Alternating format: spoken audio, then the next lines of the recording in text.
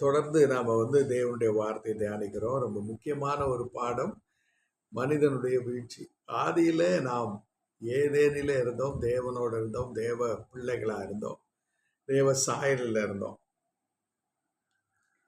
இந்த படைப்பினுடைய வரலாறே மனிதனை படிப்பதற்காக, மனிதனோடு உறவாடுவதற்காக சர்வ வல்லமுடைய தேவன் எவ்வளவு பெரிய படைப்பை, எவ்வளவு பெரிய காரியத்தை செய்தாருங்கிறத நம்ம பார்க்குறோம். அதாவது மனிதனை எந்த அளவுக்கு நேசிக்கிறார் என்பதை நீங்க சிருஷ்டியை பார்த்த உடனே புரியும். ஏன்னா படைப்பின் மகுடமா மனிதன் இருக்கிறான். மனிதன் என்றால் மனிதனுடைய குடும்பம், கணவன் மனைவி, இந்த ரெண்டு பேரை ரொம்ப முக்கியமானது. அப்போ ஒரு இல்லறத்துல ஒரு குடும்பம் என்பதை ஆண்டவர் எவ்வளவு பரிசுத்தமா அதை படைத்திருக்கிறார் பாருங்க. அந்த அந்த அந்த வேதம் சொல்லுகிறது, ஏசாயா 54 அதிகாரத்துல, மலைகள் விலகினாலும் சமுத்திரம் நிலை பெயர்ந்தாலும் என் கிருபை உன்னை விட்டு விலகாது, என் சமாதானத்தின் உடன்படிக்கை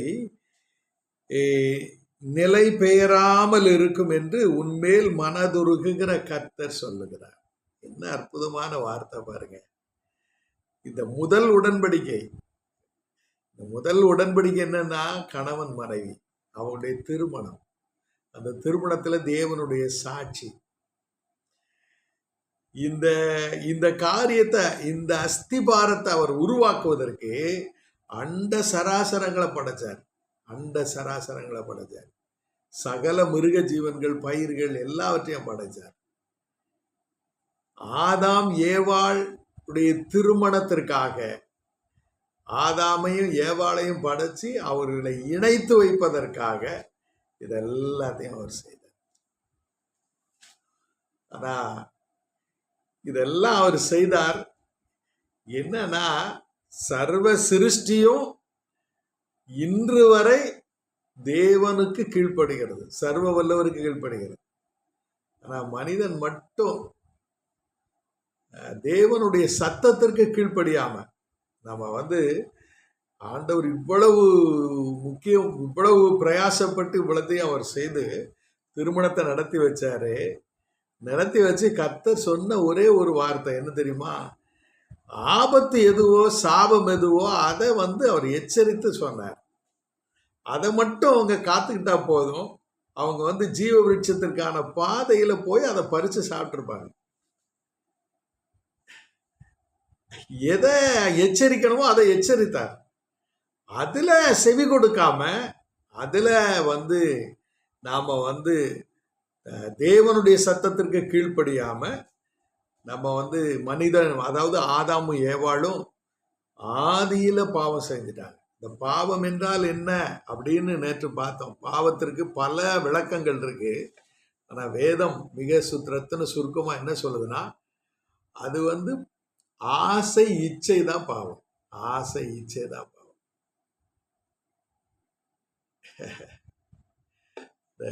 ஆசை அப்படிங்கிற வேர்டுக்குள்ள என்ன இருக்குன்னா, அதுல பாத்தீங்கன்னா லஸ்ட், அதாவது அதீத ஆசை அப்படின்னு அர்த்தம்.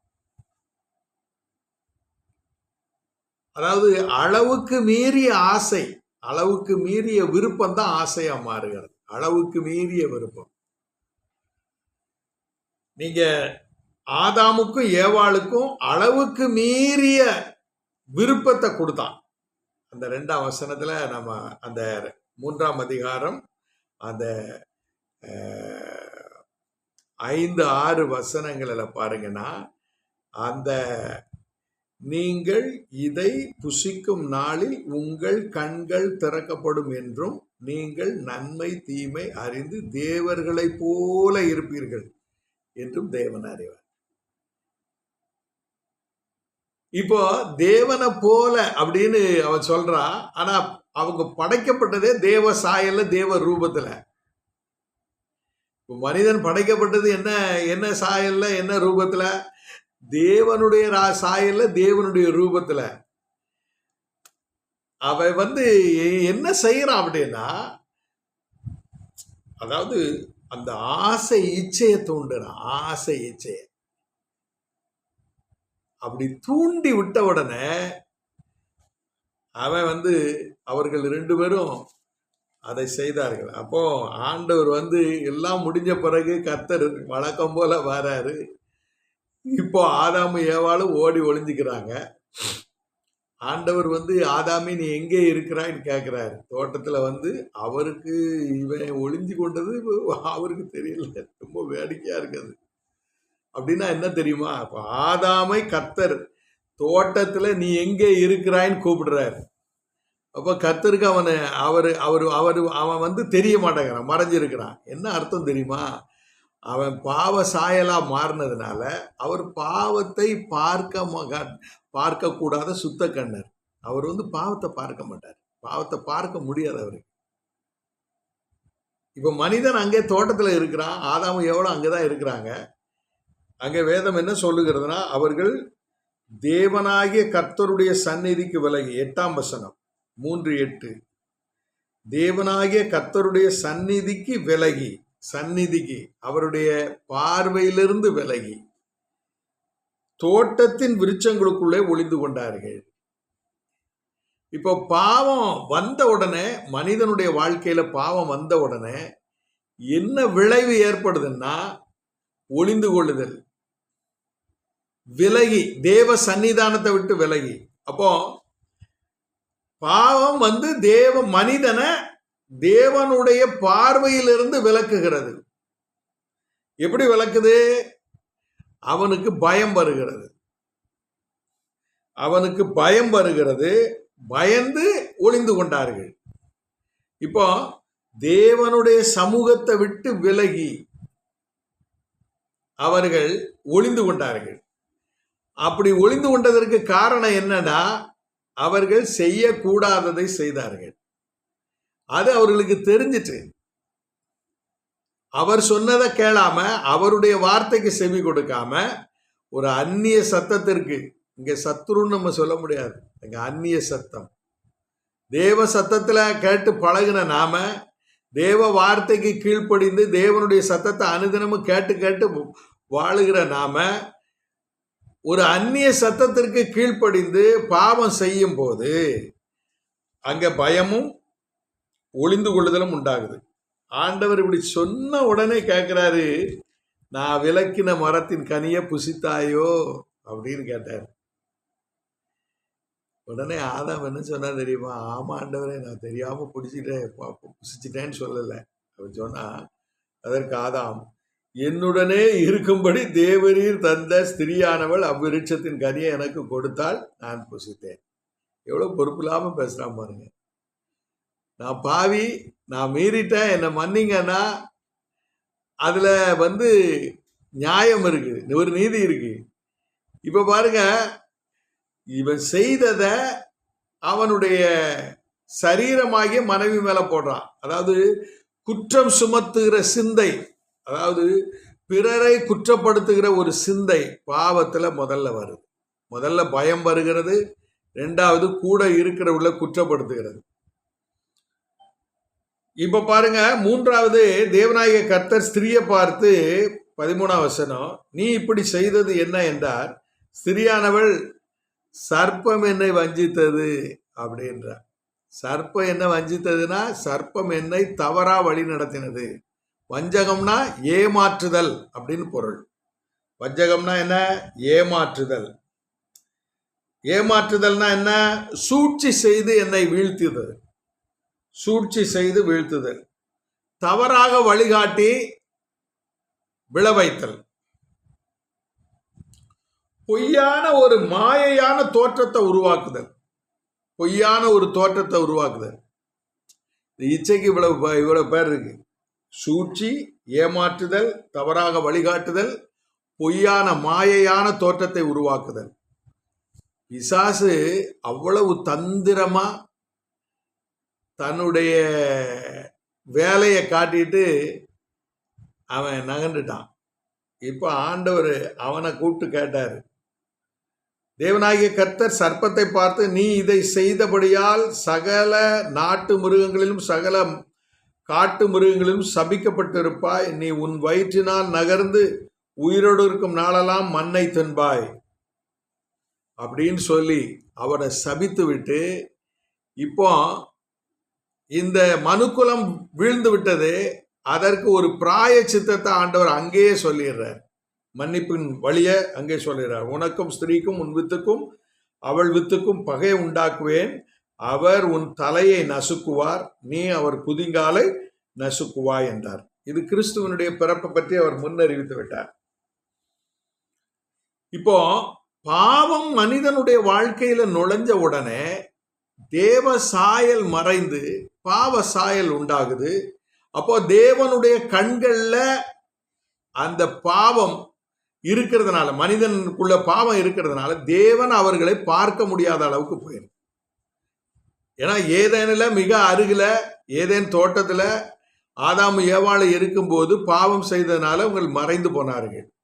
அவர்களை தேவன் பார்க்க முடியாமல் போயிற்று. ஆகையினாலதான் அவர் ஆதாமின் எங்கே இருக்கிறான்னு கேட்டார். இப்போ நியாயம் விசாரித்து அவர் அடுத்த நடவடிக்கைக்கு போகிறார். ஒரு பிராயச்சித்தத்தை சொல்லிட்டு, இதிலிருந்து என் பிள்ளைகளை நான் மீட்டெடுப்பேன்னு சொல்லிட்டு அவர் ஆதாமையும் ஏவாளையும் வெளியே அனுப்பிடுறார். இப்போ ஆதியில மனிதன் வீழ்ச்சி அடைந்தது எதிலிருந்து வீழ்ச்சி அடைந்தான் அப்படின்னா, முதல்ல தேவனுடைய சமூகத்திலிருந்து வீழ்ச்சி அடைந்தான். அதான் நம்ம பாவத்தினுடைய விளைவு அப்படின்னு பார்த்தோம்னா, பாவம் மனிதனுக்கு உள்ளே என்னதெல்லாம் ஏற்படுத்தோம்னா, முதல்ல தேவனுடைய சமூகத்திலிருந்து, தேவனுடைய பார்வையிலிருந்து மனிதன் வீழ்ந்து விட்டான். இதுதான் பெரிய ஒரு ஒரு வீழ்ச்சி. இந்த வீழ்ச்சி என்ன பேரு அப்படின்னா மரணம். தேவனுடைய சமூகத்திலிருந்து நித்திய காலமாக விலக்கப்படுதல். சரீர மரணம் இல்லை, இது இரண்டாம் மரணத்தை குறிக்குது. தேவனோடு வாழ பிறந்த நாம நித்திய காலமா மரணத்திற்குள்ள போறோம். நித்திய காலமா மரணம் சாபத்திற்குள்ள போகுது. அப்போ பாவம் மனிதனுக்குள்ள முதல்ல செய்யறது என்னன்னா, தேவன் நம்மை பார்க்க முடியாத அளவுக்கு, நம்மை கேட்க முடியாத அளவுக்கு, நம்முடைய காரியங்களை அவர் விசாரிக்க முடியாத அளவுக்கு நாம சாயலை இழந்து விட்டோம். பாவ சாயலாக மாறிவிட்டோம். ரெண்டாவது, இந்த பாவம் நமக்கு வர வேண்டிய சகல நன்மைகளையும் தடுக்கும். நீங்க எரேமியா 5ஆம் அதிகாரம் 25ஆம் வசனத்தை பாருங்க. எரேமியா 5:25. இதெல்லாம் ரொம்ப முக்கியமான வசனங்கள். நம்முடைய வேதத்துல நாம இந்த காரியங்களை ரொம்ப மிக மிக முக்கியமான வசனம். இது பாருங்க. உங்கள் அக்கிரமங்கள் இவைகளை விலக்கி உங்கள் பாவங்கள் உங்களுக்கு நன்மை வர ஒட்டாது இருக்கிறது. அது ரொம்ப முக்கியம். பாவம் ஒரு மனிதனுக்கு வர வேண்டிய நன்மையை தடுத்துருது. அப்போ நமக்கு வர வேண்டிய அந்த நன்மையை பாவம் தடை செய்கிறது. எப்படி தடை செய்து? முதல்ல அமைதி இல்லாம ஆக்கிறது. பயம் வந்துருதா? பாவம் செய்யும் போது பயம் வருது. அப்போ மனிதனுடைய அமைதி போயிருது, சமாதானம் போயிருது. ரெண்டாவது பாருங்க, ஆரோக்கியம் போயிருது. பாவத்தினாலதான் எல்லா விதமான வியாதிகளும் வருது. இயேசுநாதர் அற்புதம் செய்யும் போது குஷ்டரோகியை பார்த்து உன் பாவங்கள் உனக்கு மன்னிக்கப்பட்டது, பெரும்பாடுள்ள ஸ்திரியை பார்த்து உன் பாவங்கள் உனக்கு மன்னிக்கப்பட்டது.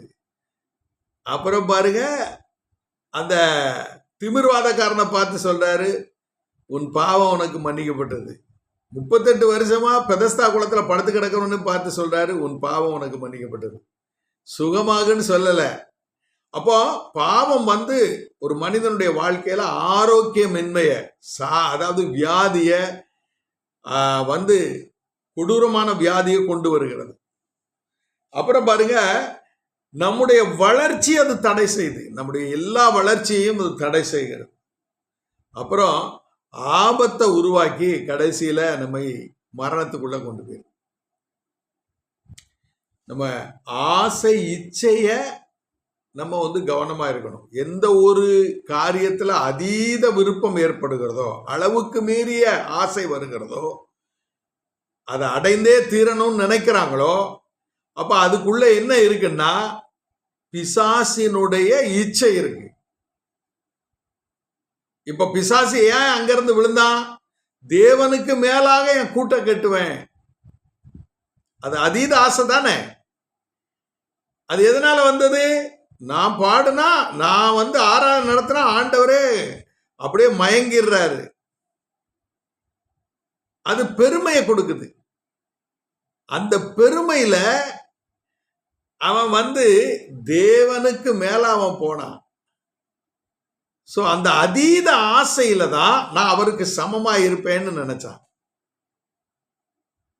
நம்முடைய வாழ்க்கையில ஆசை என்பதை நம்ம புரிந்து கொள்ளணும். ஆசைக்கும் விருப்பத்திற்கும் பெரிய வேறுபாடு இருக்கு. விருப்பம் என்பது ஆண்டவர் நமக்கு கொடுக்கிறது. அது எங்க இருக்கு?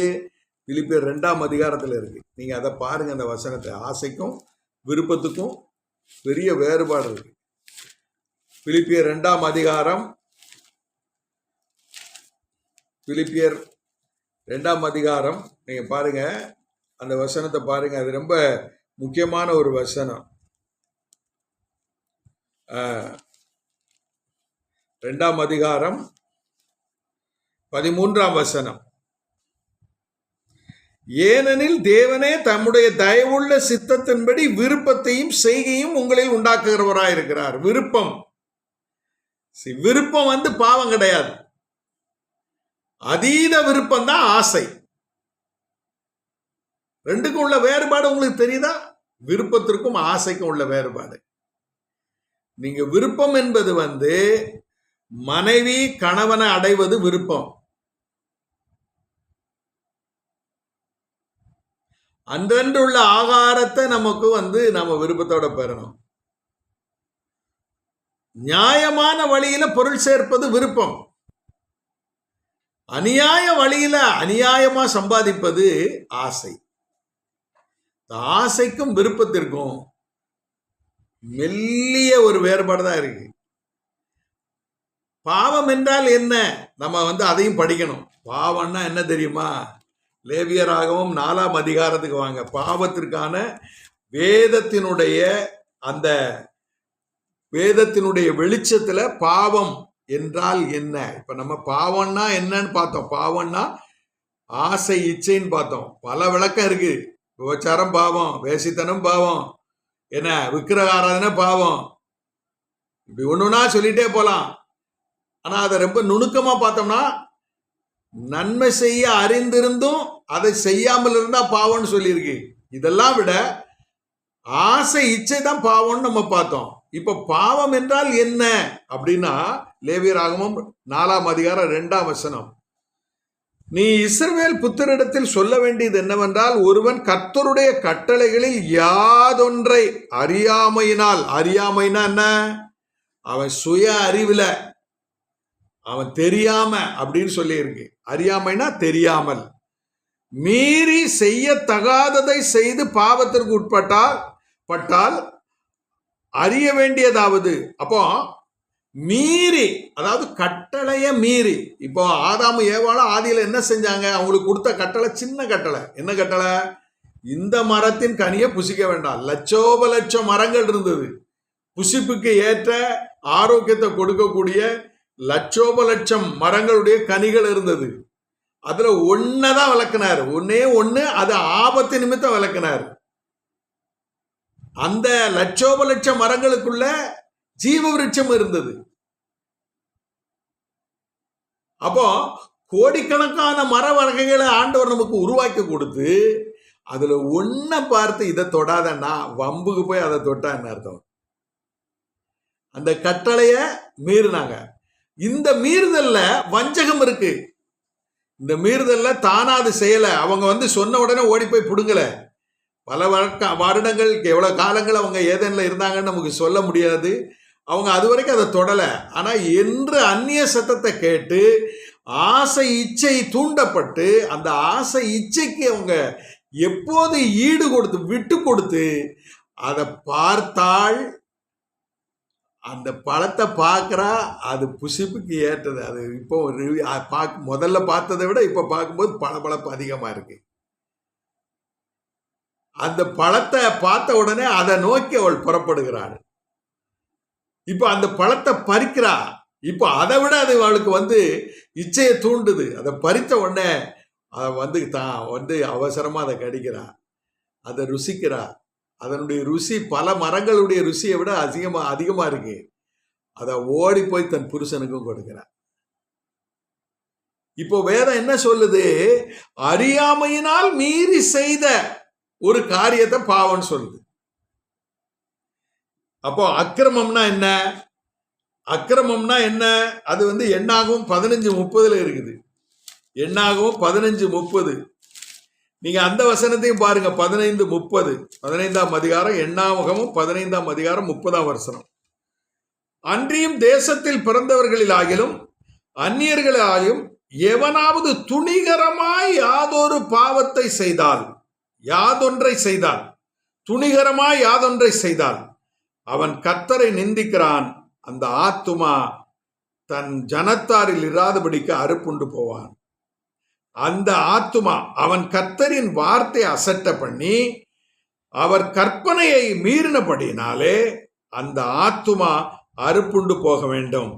அவன் அக்கிரமம் அவன் தலையின் மேல் இருக்கும் என்று சொல் என்றார். அப்ப பாவத்திற்கும் அக்கிரமத்திற்கும் பெரிய வேறுபாடு. என்ன வேறுபாடு? பாவம் அறியாம செய்யறது, அக்கிரமம் அறிந்து செய்கிறது. இந்த பாவமும் அக்கிரமம் தான் நம்முடைய வாழ்வை, மனிதனுடைய வாழ்வில் வர வேண்டிய நன்மை எல்லாம் தடுக்குது. தேவ சாயல்ல பிறந்த நாம பாவம் செய்ததுனால என்ன இழந்தோம் அப்படின்னா, தேவ சாயலை இழந்து பாவ சாயலானோம். அப்போ சாயல், தேவனுடைய சாயல், தேவனுடைய ரூபம் என்பது அவருடைய குணாதிசயத்தை சொல்லுது. அது ஆவியில இருக்கு. இப்ப பிசாசு நமக்கு பாவம் செய்ய சொல்லி இச்சித்து அவனுடைய சுபாவத்தை நம்முடைய சரீரத்துல எங்க கொடுத்துடுறான்? நம்முடைய ஆவியில கொடுத்துடுறான். இப்போ ஆவி கட்டப்பட்டுட்டு, ஆவி பாவத்துக்கு உட்பட்டு விட்டது. இந்த ஆவிதான் மனிதனை நடத்தணும். இப்ப மனிதனுடைய வாழ்க்கையில ஆண்டவர் படைக்கும் போது ஆவி, ஆத்மா, சரீரமா படைச்சார். ஏன்னா ஆவி அவரிடத்திலிருந்து வந்தது, சரீரம் மண்ணிலிருந்து வந்தது. இந்த சரீரத்துல ஆவி இறங்கின உடனே ஆத்மா உருவானது. இப்போ சாயல் ரூபம் எங்க இருக்கு? ஆவியில இருக்கு. இப்போ மனிதன் வீழ்ச்சி அடைந்த போது எதை இழக்கிறான்? ஆவியில தேவனுடைய சாயலை, தேவனுடைய ரூபத்தை இழக்கிறான். எதை பெற்றுக்கொண்டான்? பாவத்தின் சாயலை பெற்றுக்கொண்டான், பிசாசின் இச்சையை பெற்றுக்கொண்டான். இப்ப இந்த இச்சை எங்க இருக்கு? இது சரீரத்துல முழுவதும் நிரம்பி இருக்கு, உடலெங்கும் இருக்கு. 1 தெசலோனிக்கேயர் இந்த இந்த இந்த விஷயத்தை நம்ம புரிந்து கொள்ள வேண்டும். பாருங்க, 1 தெசலோனிக்கேயர்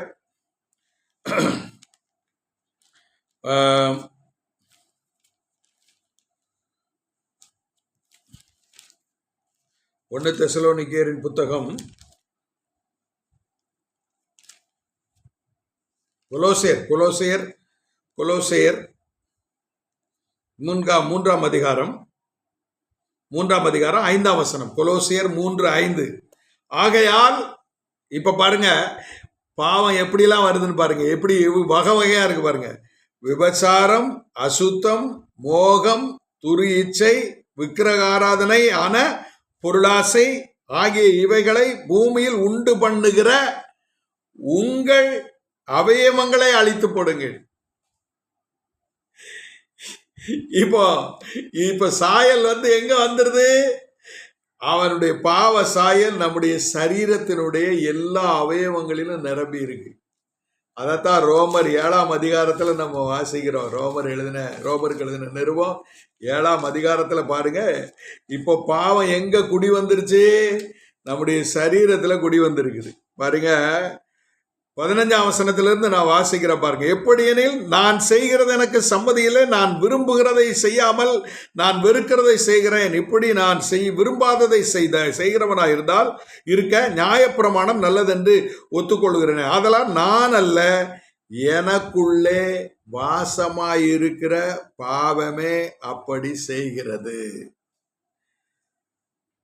அது எப்படி எனில், என்னிடத்தில், அதாவது என் மாமிசத்தில் நன்மை வாசமாய் இருக்கிறதில்லை. இப்போ நன்மை எங்க இல்ல?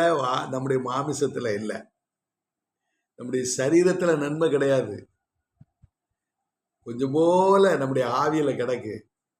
பாருங்க, நன்மை செய்ய வேண்டும் என்கிற விருப்பம் என்னிடத்தில் இருக்கிறது, நன்மை செய்வதோ என்னிடத்தில் இல்லை. ஆதலால் நான் விரும்புகிற நன்மையை செய்யாமல் விரும்பாத தீமையை செய்கிறேன். அந்தபடி நான் விரும்பாததை செய்தால் நான் அல்ல, எனக்குள்ளே வாசமாயிருக்கிற பாவமே அப்படி செய்கிறது. ஆனபடியால் நன்மை செய்ய விரும்புகிற என்னிடத்தில் தீமை உண்டென்கிற ஒரு பிரமாணத்தை காண்கிறேன். இப்ப நன்மை செய்யும்படி படைத்த தேவன் அவருடைய சாயல நம்மளை நன்மை செய்ய படைச்சார். இப்போ பாவம் செய்த ஆதாமும் ஏவாளும் தீமையை விலைக்கு வாங்கினதுனால இப்ப நன்மை ஒடுங்கி போய் தீமை ஓங்கி நிற்குது சரீரத்துல. பாருங்க, உள்ளான மனுஷனுக்கு ஏற்றபடி தேவனுடைய நியாய பிரமாணத்தின் மேல் பிரியமாய் இருக்கிறேன். ஆகிலும் என் மனதின் பிரமாணத்திற்கு விரோதமாய் போராடுகிற வேறொரு பிரமாணத்தை என் அவயவங்களில் இருக்க காண்கிறேன். அது எங்க இருக்குது? நம்முடைய அவயவங்கள்ல இருக்கு. அது என் அவயவங்களில் உண்டாயிருக்கிற பாவ பிரமாணத்திற்கு என்னை சிறையாக்கிற்று. ஆதியில ஆதாமும் ஏவாளும் பாவத்திற்கு அடிமையா போயிட்டாங்க. அதைத்தான் யோவான் 9ஆம் அதிகாரம் அந்த 32ஆம் வசனம் என்ன சொல்லுது? யோவான் 8ஆம் அதிகாரம் அந்த 34ஆம் வசனம் இப்படி சொல்லுது. இயேசு அவனுக்கு பிரதியுத்தரமாக, பாவம் செய்கிற எவனும் பாவத்திற்கு அடிமையா இருக்கிறான். இந்த பாவம் நம்மை அடிமைப்படுத்துது. இந்த பாவம் நம்முடைய சரீரத்துல எல்லா அவயவங்களையும் நிரம்பி இருக்கு. இப்ப மனிதன் வீழ்ச்சி அடைஞ்சிட்டா ஆண்டவர் சொல்றாரு பாருங்க, நீங்க நல்லா கவனிக்கணும். மனிதன் வீழ்ச்சி அடைஞ்ச பிறகு, மனிதன் அவன் பாவம் செய்த பிறகு, தேவ சத்தத்திற்கு கீழ்ப்படியாமல் போன பிறகு ஆண்டவர் சொல்ற வார்த்தையை பாருங்க. 3:22 பின்பு தேவனாகிய கர்த்தர், இப்போ தேவன் அவர்களை நியாயம் விசாரித்து விட்டு அவர்களுக்கு கொடுக்க வேண்டிய தண்டனையை கொடுத்துட்டு அவர்களுக்கு மறுபிறப்பை பற்றியும் அவர் சொல்லிட்டு அவர் போயிடுறாரு. இப்போ அவர் தனிமையா மனதில் நினைக்கிறார். என்ன நினைக்கிறார்? பின்பு தேவனாகிய கர்த்தர், இதோ மனுஷன் நன்மை தீமை அறியத்தக்கவனாய் நம்மில் ஒருவரை போல் ஆனான். இப்போ கர்த்தருக்கு நன்மை தீமை அறிகிற அறிவு உண்டு. இப்போ நித்தியமா வாழ வேண்டிய இவன் நன்மை தீமை அறிகிற அந்த சாப மரத்தை, அந்த காரியத்தை தேவன் தடுத்ததை அவன் செய்தான். அவன் எப்ப செஞ்சிருக்கணும்? ஜீவ விருட்சத்தின் கனியை புசிச்ச பிறகு நன்மை தீமை அறியத்தக்க விருட்சத்தின் கனியை அவரே புசிக்க சொல்லுவார். இப்போ நன்மை தீமை அறியத்தக்க விருட்சத்தின் கனியை புசித்ததுனால அவனுக்கு என்ன நடந்ததுன்னா கண்ணு திறந்துச்சு. இப்போ மனசாட்சி உண்டாயிற்று. நீங்க ரோமர் 6ஆம் அதிகாரத்துக்கு வாங்க. அங்க 2ஆம் அதிகாரத்துல மனசாட்சியை பத்தி வேதம் சொல்லுகிறது. ரோமர் 2ஆம் அதிகாரத்துல நீங்க அங்க பாருங்க 13, 14, 15 இந்த 3 வசனங்களை பாருங்க. நேராயிட்டு, நியாயப்பிரமாணத்தை கேட்கிறவர்கள் தேவனுக்கு முன்பாக நீதிமான்கள் அல்ல, நியாயப்பிரமாணத்தின்படி செய்கிறவர்களே நீதிமான்களாக்கப்படுவார்கள். அன்றியும் நியாயப்பிரமாணம் இல்லாத புறஜாதிகள் சுவாபமாய் நியாயப்பிரமாணத்தின்படி செய்கிற போது நியாயப்பிரமாணம் இல்லாத அவர்கள் தங்களுக்கு தாங்களே நியாயப்பிரமாணமாய் இருக்கிறார்கள். அவர்களுடைய மனசாட்சி, இப்போ யூதருக்கும் நியாயப்பிரமாணம் கொடுத்துட்டாரு பிந்தி. யூதர் அல்லாதவருக்கு நியாயப்பிரமாணம் கிடையாது. அவங்களுக்கு நியாயப்பிரமாணம்னா என்னன்னு தெரியாது, 10 கற்பனைன்னா என்னன்னு தெரியாது. ஆனா எல்லாருக்கும் மனசாட்சியை கொடுத்திருக்காரு. அதுதான் எங்க சொல்லியிருக்கு 15ஆம் வசனம். அவருடைய மனசாட்சியும் கூட சாட்சி இடுகிறதுனாலும் குற்றம் உண்டு குற்றம் இல்லை. இங்க ஆண்டவர் 22 சொன்னாரு பாருங்க. என்ன சொன்னாரு?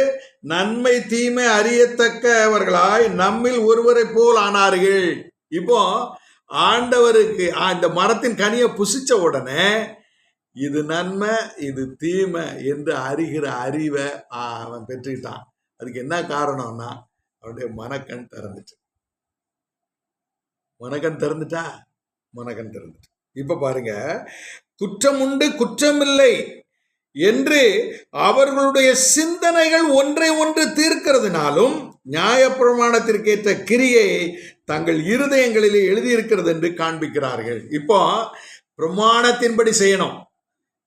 இப்ப மனிதனுக்கு ஒரு நிபந்தனை வந்துட்டு, நன்மை செய்யணும், தீமை செய்யக்கூடாது. ஆனா தீமையை செய்யாம நன்மையை செய்கிறான். அவனுடைய மனதின் பிரமாணத்தின்படி அவன் செய்ய முடியாம அவனை ஆளுகை செய்கிற இந்த பாவ பிரமாணத்திற்கு அவன் அடிமையா இருக்கிறான். அதனால அவன் பாவம் செய்கிறான். புரியுதா உங்களுக்கு? மனசாட்சி இருந்தும் இந்த பூமியில எல்லா மனிதர்கள் பொல்லாத மனிதர்கள் பொல்லாங்கானவைகளை செய்கிறாங்க. என்ன காரணம்? மனசாட்சி சொல்லுது நீ விபச்சாரம் பண்ணாதன்னு சொல்லுது, ஆனா அவன் விபச்சாரத்துல விழுகிறான்.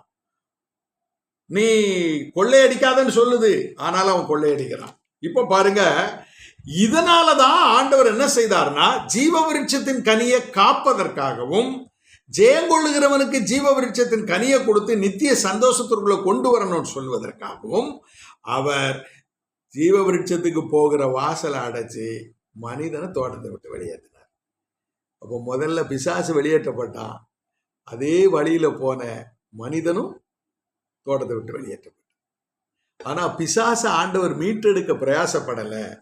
ஆனா உங்களையும் என்னையும் மீட்டெடுக்க அவர் தம்முடைய குமாரன் இந்த உலகத்திற்கு அனுப்பி நம்மை மீட்டுக் கொண்டார். இன்னைக்கு நமக்கு பெற்றிருக்கிற இந்த ரட்சிப்பு எவ்வளவு விலையேற பெற்றது பாருங்க, எவ்வளவு இரக்கம் உள்ளது பாருங்க. இன்றைக்கு இந்த பாவ சரீரத்துல தேவ நீதியாகிய கிறிஸ்துவ அணிந்து கொண்டு கிறிஸ்து நமக்குள்ள வாழ அவர் வந்திருக்கிறார். ஒரு புதிய சிருஷ்டி. இந்த புதிய சிருஷ்டியில இதை பெற்ற பிறகும் நீங்க பாவத்துல விழுந்தா அவர் என்ன செய்ய முடியும் சொல்லுங்க? பிரியமான தேவனுடைய பிள்ளைகளே, பாவம் ஒரு மனிதனை கொல்லும். பாவம் அவனுக்கு வர வேண்டிய நன்மை எல்லாம் தடை செய்யும். பாவம் தேவனுடைய சமூகத்திலிருந்து ஒரு மனிதனை விலக்கிவிடும். இந்த காலை வேளையில மனிதனுடைய வீழ்ச்சியினுடைய ரகசியம் புரிஞ்சிருச்சா? எப்படி ஆதாம் வீழ்ந்தான், நம்முடைய தகப்பன் தாய் தகப்பன் எப்படி வீழ்ந்தார்கள்? நாம இன்றைக்கு கிருபையினால ரட்சிக்கப்பட்டு இருக்கிறோம். அந்த கிருபை நமக்குள்ள கிரியை செய்கிறது. அந்த கிருபைக்கு நம்ம கீழ்ப்படியணும். இந்த கிருபை நம்ம நடத்தணும். அப்படி வாழுகிறவர்களுக்கு இந்த பூமியில சர்வ வல்லவர் நம்மோட கூட இருப்பார். நம்மை தோற்கடிக்க இந்த உலகம் முடியாது, உலகத்தால் முடியாது. பிரியமானவர்களே, இந்த காலை வேளையில இந்த சாபமான வாழ்வில் இருந்து அந்த பரிசுத்தமான வாழ்வுக்கு நம்மை உயர்த்துகிற கர்த்தர் நமக்காக சிலுவையில மரித்தார். கண்களை மூடி ஜெபிப்போம். இந்த காலை வேளையில ஆண்டவரே, என் மேல, எங்கள் மேல, எங்கள் குடும்பத்தின் மேல எவ்வளவு ஆண்டவரே அன்பு வைக்கிறீர். ஆண்டவரே, உடைய அன்பின் அகல ஆழ நீளத்தை நாங்கள் அறிய முடியாது. ஆண்டவரே, எங்களுக்கு இறங்கி உதவி செய்யும். இந்த நாள் முழுவதும் உடைய சித்தம் செய்ய எங்களுக்கு உதவி செய்யும். இயேசுவின் நாமத்தில் வேண்டுகிறோம் நல்ல பிதாவே, ஆமென்.